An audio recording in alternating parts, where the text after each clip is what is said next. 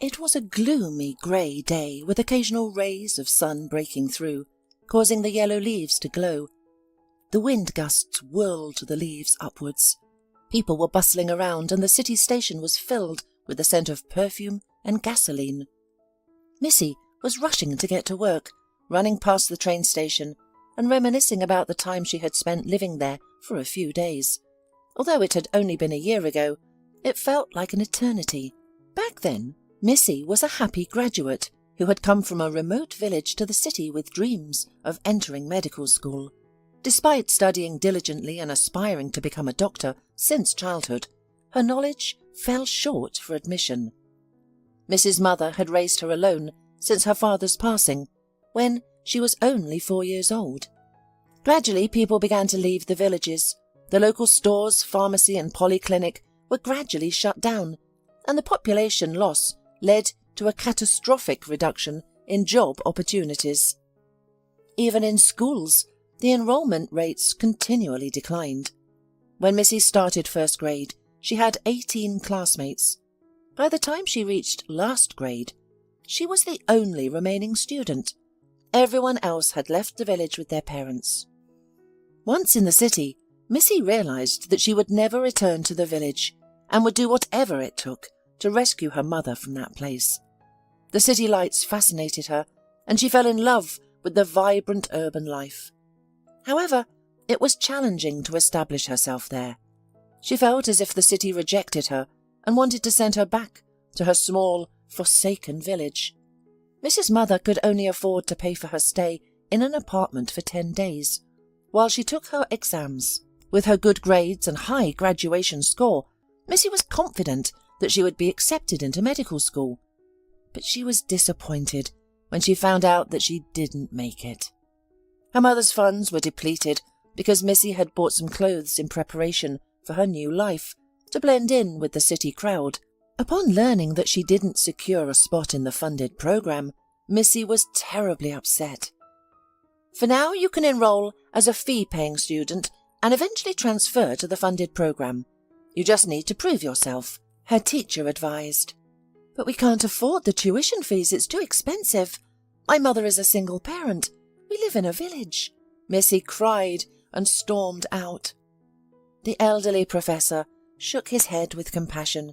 He knew that several privileged students had been pushed into the funded program as sponsors' beneficiaries.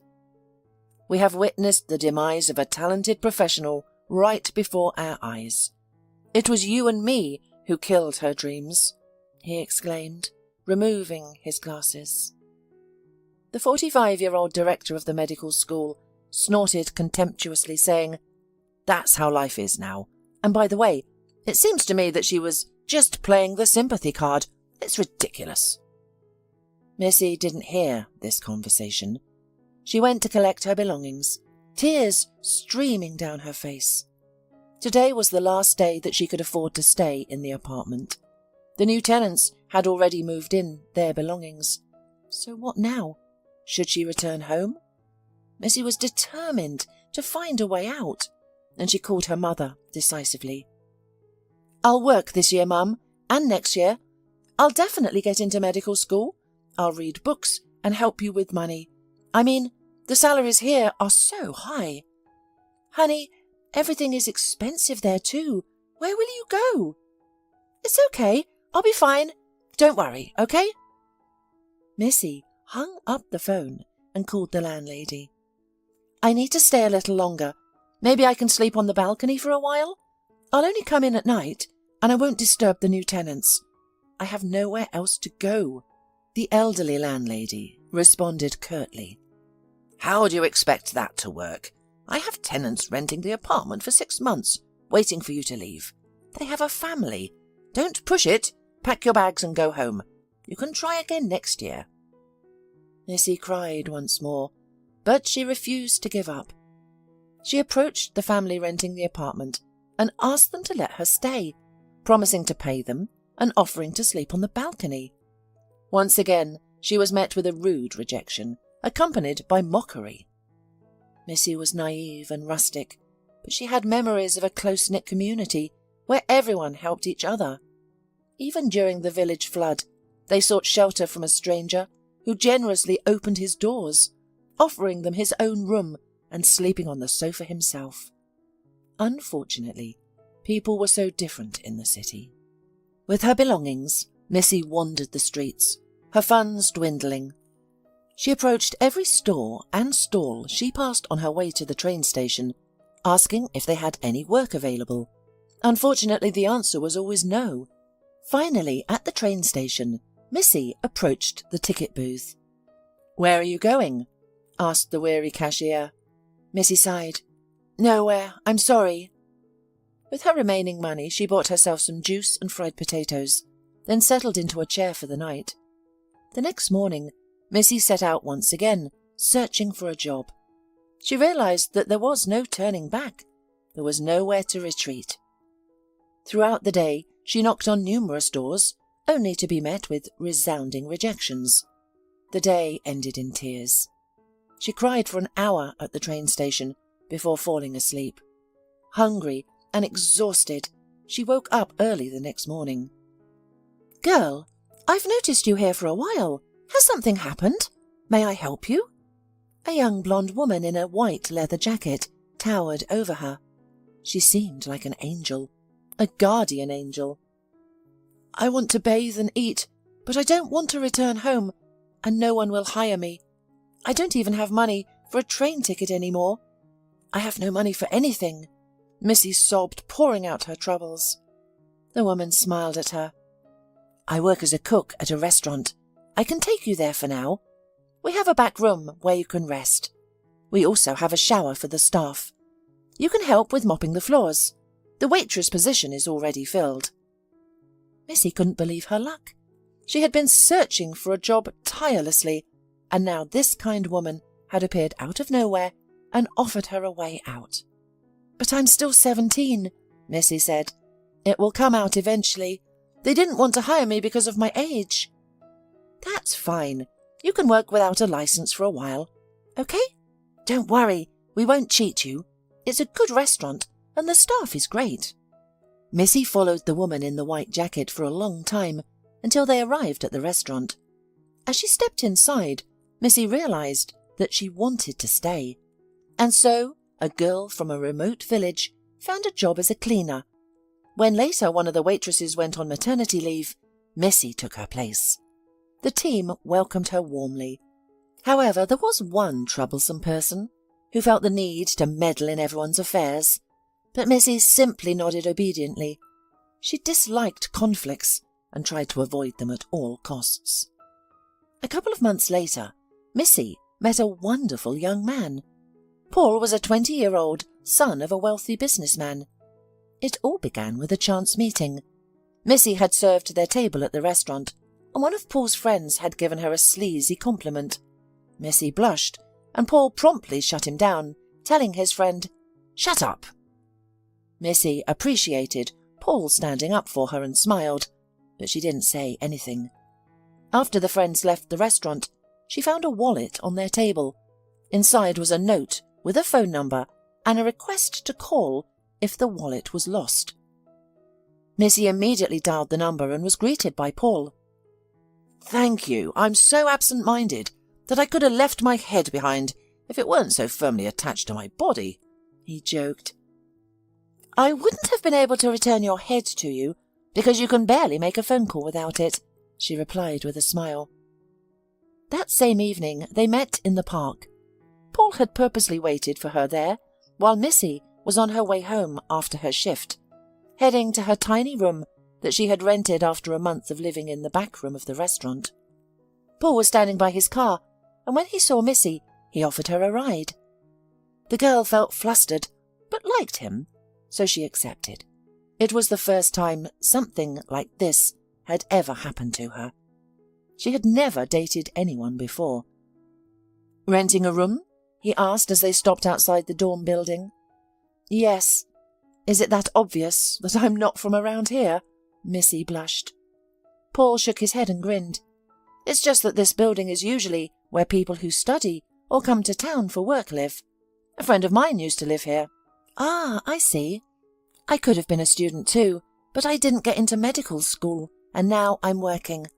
I don't want to go back to the village where I come from." "Yes, the villages are dying out. You know, I'd like to live in the countryside. Fresh air, beauty, a starry sky." Missy laughed. "You only know about the countryside from movies, apparently. In reality, life there is a huge plot of land that has to be weeded, planted and ploughed. Everyone keeps cows to sell milk and survive. Chickens, ducks, geese, manure. Do you know how to deliver a cow?" Paul laughed. "I guess you're right. This is not how I imagined life in the countryside." They got to talking and stayed up late that afternoon. Paul took her phone number and called 10 minutes after Missy got in her room. And so began their romance. Paul wooed beautifully, though he was very secretive. Once Missy saw him in town with a beautiful blonde with legs from the ears. He didn't notice her, although Missy stood at the bus stop and waved to him. That evening she asked him who he was with. "You're mistaken. I wasn't there at this time," he lied to her. Missy nodded, thinking she might have been mistaken. But a couple more months later, she saw Paul again in the company of this girl. But that meet was face to face. "Missy, meet my acquaintance Camille. Camille, this is Missy, my girlfriend." Later, when they were alone, Missy tried to find out why he had lied to her the first time. But Paul never admitted it, continuing to insist that she had mistaken him for someone else. That triggered the doubt in her. One day, Missy habitually entered the restaurant. She put on her uniform and began to deliver orders. Toward noon, someone ordered a medium-rare steak. The smell made her instantly sick, and Missy quickly ran to the restroom. The other two waitresses looked over at her. "Is she pregnant?" one asked. "Yeah, she's been throwing up for weeks now. She can't decide whether to tell her boyfriend. I don't know why, he's rich. He'd take her out of that work if he found out, and she'd be fine," said another waitress. "Yeah? Well, why hasn't he got her out of here if he's rich? Maybe he doesn't need her that much." At that moment, Missy appeared behind them.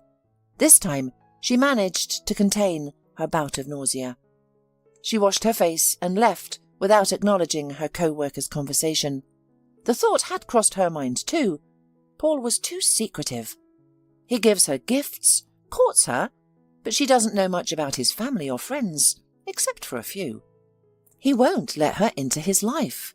Maybe it's too soon, but they've been living together for over 6 months, and she's expecting his child. She needs to tell him as soon as possible.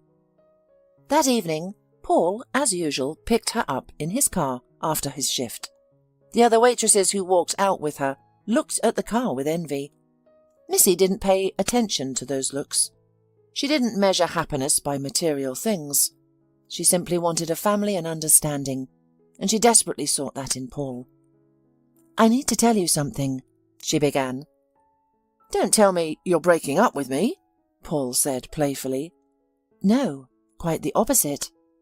"What, I'm breaking up with you?" "No, you're not. I'm pregnant." Paul's expression changed right away. There was a pause. Missy waited anxiously for him to smile, while Paul stared off into space with a distant look. "Are you sure?" he asked. Missy nodded. He forced a smile and hugged her. Missy couldn't understand his emotions. Something wasn't right. He wasn't happy. She sensed it immediately. "This is so unexpected." "Why? I thought couples who spend nights together are supposed to be aware of the possible consequences." Paul shook his head. "No, it's not that. It's just so unexpected." "For me too." Paul drove Missy to the dormitory, and they sat in the car kissing for a long time. That evening, he expressed his desire to introduce her to his family and consider moving in together. Missy was happy, but she also had doubts. She felt that something inside Paul was not right. She feared that he might ask her to postpone the pregnancy. She wouldn't have gone for it, of course. She naively expected him to propose and introduce her to his loved ones immediately. But instead, He simply said it needed to be done and left. Missy waited for over a month, but Paul started appearing less frequently, using business as an excuse.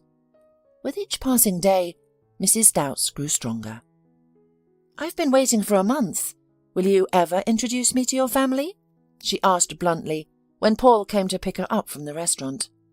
His colleagues were already asking if they were going to get married, and she always lied to them, feeling nervous about it. "What's wrong with you? Is it hormones? I've already told you my mum is sick right now. It's not the right time," Paul responded defensively.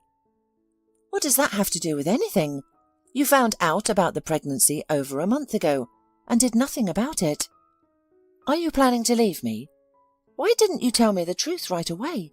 Missy questioned. Paul pressed his lips together and replied, "My family is none of your business. You and your baby are my concern. We don't need to involve anyone else. I'm with you every day. I help you. I come when you call. Isn't that enough for you? What more do you want?" Missy shook her head, got out of the car, and walked home alone. Paul pressed on the gas and drove away. At home, Missy remembered that she needed to schedule an ultrasound appointment. The doctor had advised her to do it a month ago, but she had been procrastinating. She found a clinic that provided ultrasound services for pregnant women and scheduled an appointment for the upcoming week. Days passed, and Paul didn't call again. The first snow had already fallen outside, but it quickly melted, as is typical for November snow. Missy left the house wearing a light jacket and a cap, realizing that she needed to buy warmer clothes for the winter. Her jacket was already feeling tight, as she had gained 3 kilos. She knew that in a few months it wouldn't fit at all, and she would be freezing. Unable to wait for the bus, Missy called a cab to ensure she wouldn't be late for her appointment. The cab driver promised to drive her back quickly. As they drove, they encountered a traffic jam caused by an accident. Only the paint and a headlight were damaged, but the drivers were yelling at each other. "I know another route. Should we take it?" the cab driver asked. Missy nodded, but suddenly along the side of the road, she noticed a man in tattered clothes holding a 2-year-old child. The man was desperately trying to hitch a ride, but no one was stopping to help. "Please pull over here," Missy requested. The cab driver snorted and said, "Are we really picking up this homeless guy? No way." Shocked by the driver's indifference, Missy insisted, "He's holding a baby. Please stop. I'll pay for his ride." Reluctantly, the cab driver made a disgruntled face, but complied with Missy's request. "Get in," he said, and immediately asked the stranger with the child where they were going. The man gave him the address. "Do I take you first, then him?" the cab driver asked Missy. She remembered that there was not much money left in her pocket. "No, I'll walk from here. It's not far. I know the way. Take him, please." She paid for the stranger's ride as much as the driver asked and got out. In fact, it wasn't a long distance to walk. The chauffeur remained silent, despite his displeasure at having a man in a shabby jacket in his car. He immediately assumed the stranger was a member of the League of Local Bums, although he did look nice despite his scruffy appearance. The man was tall with black hair, clear brown eyes and symmetrical features. Missy smiled at the man and the boy as a farewell and headed to the clinic. She almost ran there to avoid being late, but she ended up being 5 minutes late regardless. She entered the office out of breath and feeling dizzy, not feeling well. When the doctor turned to her, Missy arched her eyebrows in surprise. "Is that you?" she asked. Sitting in front of her was the same man she had put in the cab with the boy. However, he now looked neat, wearing clean clothes with slicked back hair. His name tag read, Dr. Ron Hines. "Don't you recognize me?" Missy wondered. "I got out of the cab, and you walked in there with the little boy," she said, smiling. "You're mistaken. I have been here since 8 this morning. I didn't even go to the lunch today. And I don't have a baby. The shoemaker without boots, you know? I recently got divorced, so there is no opportunity to have a son in the nearest time." Missy came closer. She couldn't believe her eyes. No, it was definitely you. Your exact replica. I never mistake people's faces. I could swear on anything that it was you. The man smiled. I believe you. I've had that happen to me too. I once stopped a girl who was an exact replica of my sister, and only after looking closely did I realise it wasn't her. It wasn't just similar, Missy insisted, but obediently lay down on the couch and let the doctor do his work. She was already late enough, and now she was filling the man's head with her nonsense. Maybe she was mistaken. The doctor performed an ultrasound, staring intently at the monitor, while Missy lay there looking at him. No, it was your exact replica after all. Or have I completely lost my mind with this pregnancy? She exclaimed. Usually, patients ask me if the baby is doing well. Dr. Hines smiled. Is everything okay? She suddenly became startled. Yes. Is this your first ultrasound? Yes, it is. Then I'm excited to tell you that you're having twins. Mrs. Eyes widened. Wow! I've always wanted twins. I met your twin and found out I'm having twins. Missy didn't know what she was saying. She was nervous and her mind was jumbled. The handsome doctor continued to smile. I congratulate you. It's good that it doesn't scare you. In my experience, raising two isn't that hard. They will always play together. The doctor suddenly became serious and started to fill the result paper. Missy realised that she needed to talk to Paul urgently. After receiving the conclusion, she said goodbye and was about to leave, but suddenly the doctor called out to her. Missy, tell me, did this man have a mole right here on his neck? Missy smiled. Yes, he had a mole, and you didn't, but that's the only difference. Honestly, he looks a lot like you. The doctor appeared confused. The thing is, my own brother disappeared last spring. He was a businessman and got in some sort of issue with some criminals. He just disappeared, like everyone else who crossed their path. Scott was 2 years older than me, but we looked very much alike. We were even mistaken for each other sometimes. The only difference was this mole. So he may still be alive. That's quite a story. Yes, I think you should go to the place where the cab driver dropped him off. I heard the address. The doctor immediately called a cab and went to that address. Meanwhile, Missy went home. On the way, she kept thinking about her situation. Why is Paul acting so distant? Doesn't he realise that they're going to have a baby now? A little miracle with their facial features, or rather 2 babies. At home, after taking a shower, she called Paul. Sorry, I'm busy right now with work. We have a meeting. I just wanted to tell you that I had my ultrasound. But Paul hadn't finished listening, and there was a short beep on the phone. Missy sighed. What should I do? The young woman went to bed, and in the morning, her co-workers asked her about the ultrasound. So, how's it going?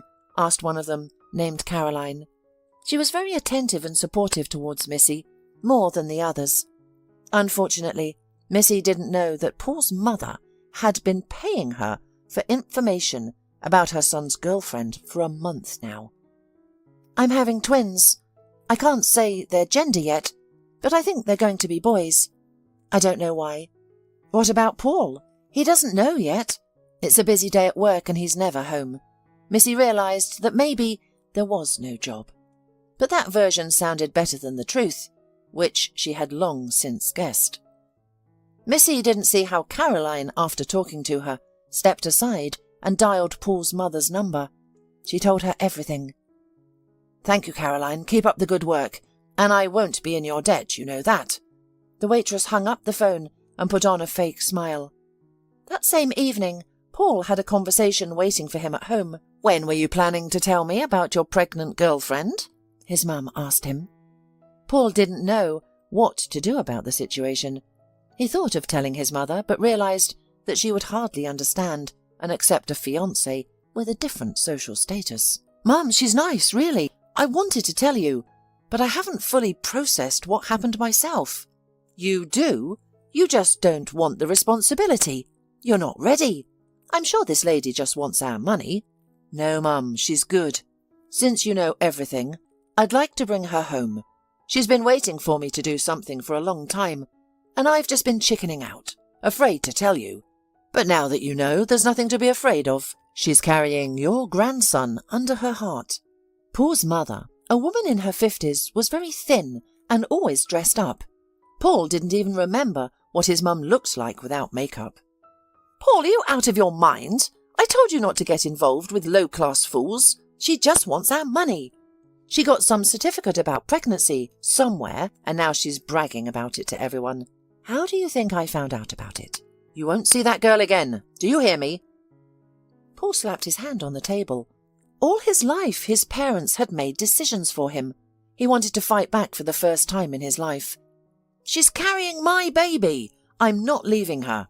I'll cut you out of the will. You'll be as poor as she is. And let's not lie to ourselves. She's just another girl after our money.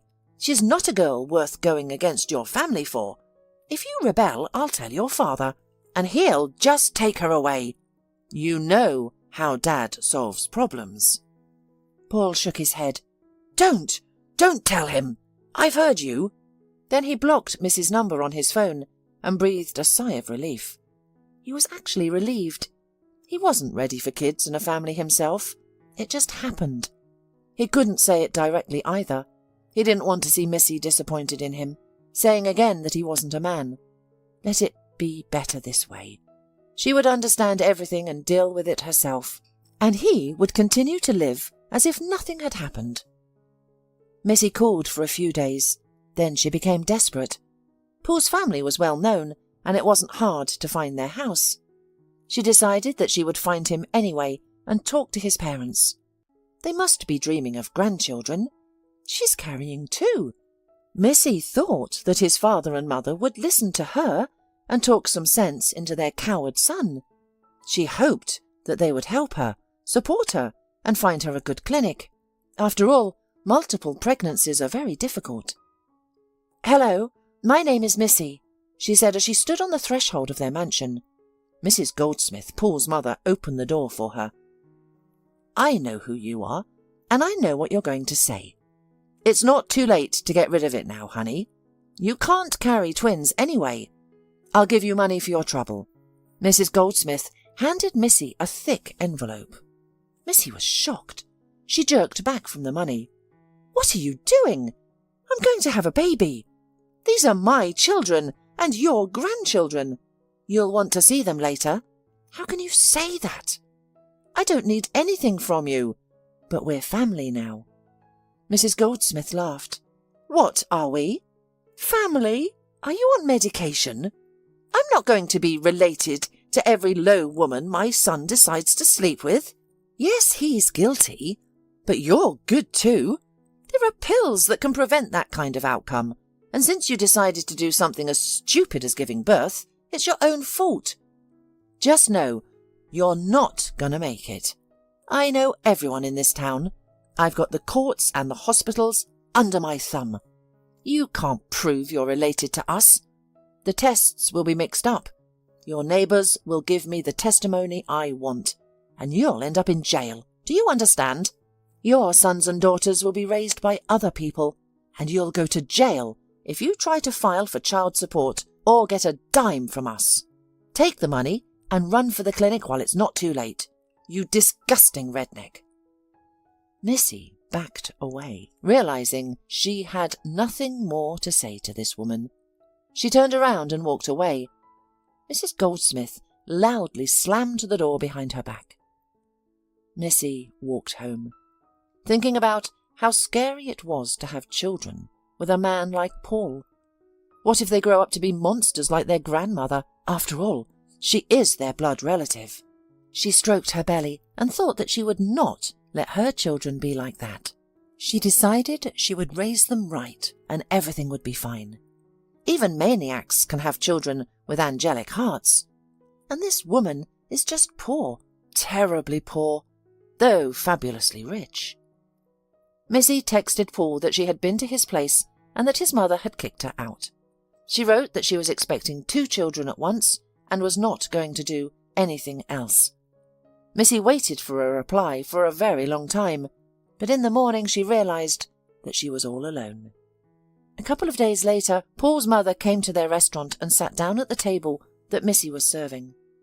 "I came here to talk. You might not have understood me. I want you to get rid of the kids. I can recommend my doctor to you. I'll make arrangements, and he'll do everything to the best of his ability.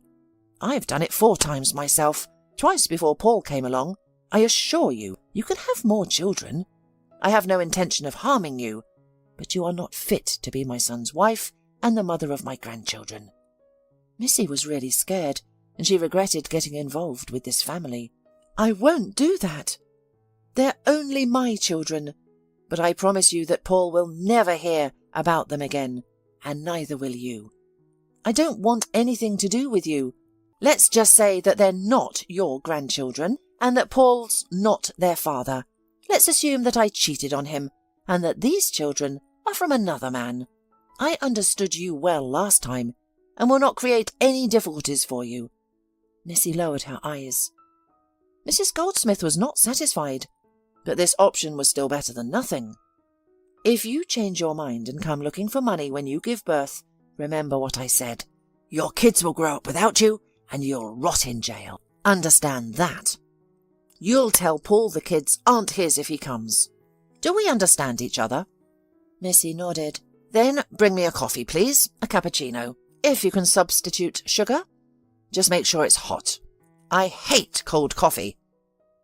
The woman smiled charmingly, and Missy thought that she must love her son very much to be so protective of him. Or does she love money more? She returned to the kitchen. "Bring her coffee, please. I don't feel well," Missy said. She went out into the backyard to catch her breath. It was scary. Scared of raising 2 little ones by herself. Scared of what her mum would say. She'd be probably scolding. She was also scared of the fact that she may have to return to the village for a while. Missy finished her shift and went home. From that day on, she began to plan her life without hope of anyone's help. Upon learning of her daughter's pregnancy, her mother cried out, "No, I can't believe it. You'll be alone for the rest of your life. How did you manage to do that? Why don't you think about termination, since that woman offered you a good clinic?" "Mum, no way. What are you talking about? Those are your grandchildren. I'm having twins. I've always dreamed of it." "But you'll be all alone now. How are you going to raise them? The 2 of them. And who's going to marry you with 2 kids? Do you want to be alone forever?" Missy sighed. "Mum, the thing is, I'll never be alone again now. I'm going to have kids. And if I don't find a man who accepts my children, then I don't need him. For some men, their own children are a burden. But for others, other people's children are not a burden." Missy began to save money for the time when she would no longer be able to work. It was necessary to pay for a room. It was a good thing they introduced child allowances, which support mothers during pregnancy and after childbirth. She would not be completely without money in such a difficult situation. Time passed. Her mother accepted that everything happened as it did. Every day she called Missy and inquired about her health. And she had already started to pack baby clothes. In the village, when people learned that Missy was expecting a baby, they started giving her baby clothes. They gossiped, of course, but they helped. Meanwhile, Paul had courage and caused a scandal at home. "I like this girl, Mum. How can you not understand? We'll do a paternity test. She'll sign any papers, a prenuptial agreement. She doesn't want anything from us, believe me. Why are you so adamant? I can't think of anything but having kids. I can't get it out of my head. Don't you understand?" Mrs. Goldsmith smiled indulgently. "You've always been like that. You've always brought all sorts of trash home. Cats, dogs. If I didn't throw them out, we'd have a kennel instead of a house." "Missy is not a dog. She's pregnant. I should at least help her. Money's not a problem, is it?" "And we'll help anyone you sleep with. If this keeps up, money's going to be a problem. I didn't work hard all these years, working my ass off, taking out the competition, for you to start throwing money around." You don't know what it's worth. If you get anywhere near that girl, you'll never see her or hear of puppies again." Mother sparkled her eyes and went out, clacking her heels. Paul was left alone in the room. Puppies? Is she having twins? However, Paul did not dare to go against his mother, but stopped talking to her, and she decided to make Mrs. Life harder out of anger. She talked to the restaurant manager, pressured him to fire the pregnant waitress. "I don't know what you've done, but a big shot has asked for you to be fired. That God forbid me get involved with them. I'm sorry, Missy, but you're fired." She cried, "But you can't! You can't fire pregnant women! You can't!" "I can't, but they threatened me. They said that I should fire you under the article so that you wouldn't find a job in the city afterwards. They're mighty people, Missy. All I can do for you is to warn you and offer to resign. Understand, if I refuse them, they'll dismiss me, put another man in my place, and he'll fire you anyway." Missy sighed. "I'll sign it. Okay. I'll give you a bonus and pay you 2 more months in advance. I don't want you to have money problems. Just don't tell anyone about it, okay? It's off the record and just between us. And then you'll go on maternity leave. You'll be fine." "Thank you." Having signed the documents and received a substantial sum of money, Missy went home. She was terribly offended, sorry to part with her colleagues. She would have left soon anyway, but now she was not ready for it at all. The director was kind enough not to leave her with nothing. She was walking down the street when suddenly she saw that man in an old jacket. He came out of the store and was counting money. In his hand was a bag in which a loaf of bread and milk were clearly visible. Missy almost ran toward him. "Wait! Wait! Wait for me!" He stared at her in bewilderment. "You don't remember me, I suppose?" "No, I remember. You helped me to get to the doctor with my child. I owe you, I guess," he stammered. Missy furrowed her eyebrows. "No, I didn't do it for that. I just wanted to tell you that I saw your brother. He's looking for you. You must meet him, certainly." "Brother? What? I don't have a brother." "I guess."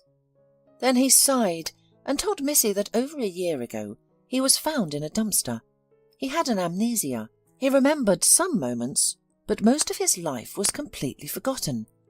The police turned him away, thought he was homeless. He had a big bruise on his head. He had a problem with kidney, and that was very swollen at the time.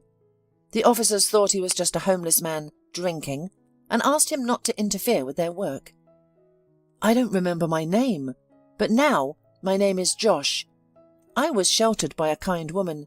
She lived poorly herself, but she took me in. I helped her look after her child. She was over 40, had a late birth. When she was pregnant, she was told she had cancer. She refused treatment, said she'd have the baby. And when she did, it got worse. She was living her last days and was very lonely.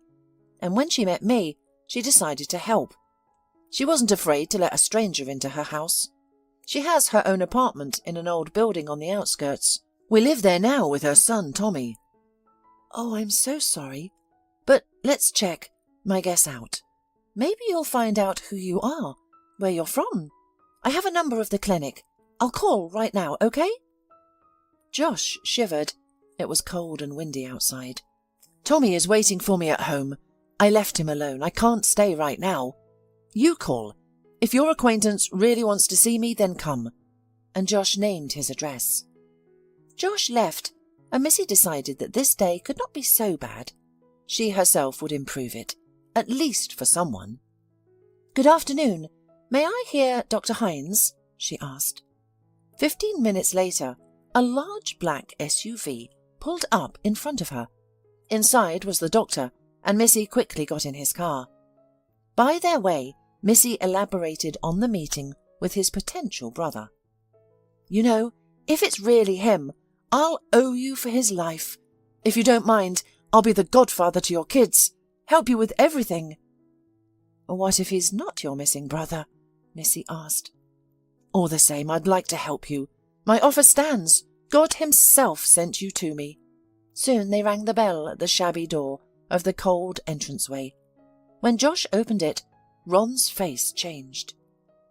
"Is it really you? Alive?" He hugged his brother, but Josh was only embarrassed. "I guess I should remember everything now, but I don't remember anything. I'm sorry. I don't remember you at all." "But I do." Ron and Missy came in and had a long conversation. Little Tommy instantly fell in love with Missy and took her into his room to play. Knowing his story, the girl felt sympathy. In addition, the maternal instinct in her was already awakened. Meanwhile, the brothers were talking in the kitchen. Ron showed some photos where they were together. He also said that Josh's real name was Scott. "And you've known Missy for a long time?" Josh asked. He asked to call him that because he was already used to his name. "No, we met at the hospital. She's expecting twins. She came to see me the same day you met. She's a good girl. There aren't many like her. She's not indifferent. I think a little naive, but young." "By the way, how old am I?"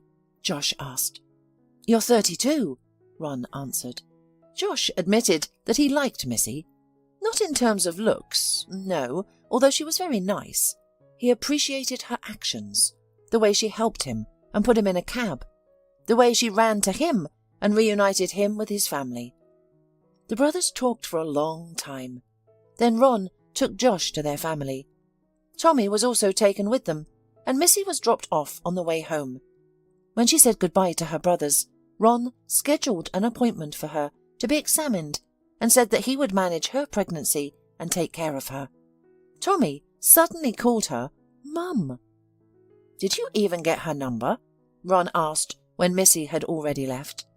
Josh shook his head absent-mindedly. "Okay, it's in the medical records. She'll come tomorrow, and I'll put in a good word for you." He winked. "And you are indeed a brother." Josh smiled. They were very similar. They had the same eyes, smile, manners, the same squint when they smiled, and sometimes even the same thoughts. The parents were almost speechless when they saw their sons on the doorstep. Mother cried and father laughed with happiness. Josh was almost strangled in a loving embrace. He did not remember them, but he also felt a connection. All this time he lived with the idea that perhaps he had no loved ones, since no one was looking for him, and there were no ads with his face around the city. He wondered who he was and how he had lived. Everything he had forgotten, his brothers and parents told him, and he listened to them as if revisiting his life and imagining it. That day everything changed. The paths of Missy and Josh abruptly merged into one, changing direction. It was as if they were walking towards each other and, upon finding themselves at the same point, turned together, merging into a single entity. There was not a day that Missy and Josh did not talk. Although the girl lost her job, she gained something much more valuable that day. She had a good friend, and a man who was in love with her. Missy called Josh every day, and they'd walk together. Tommy persistently called her Mum.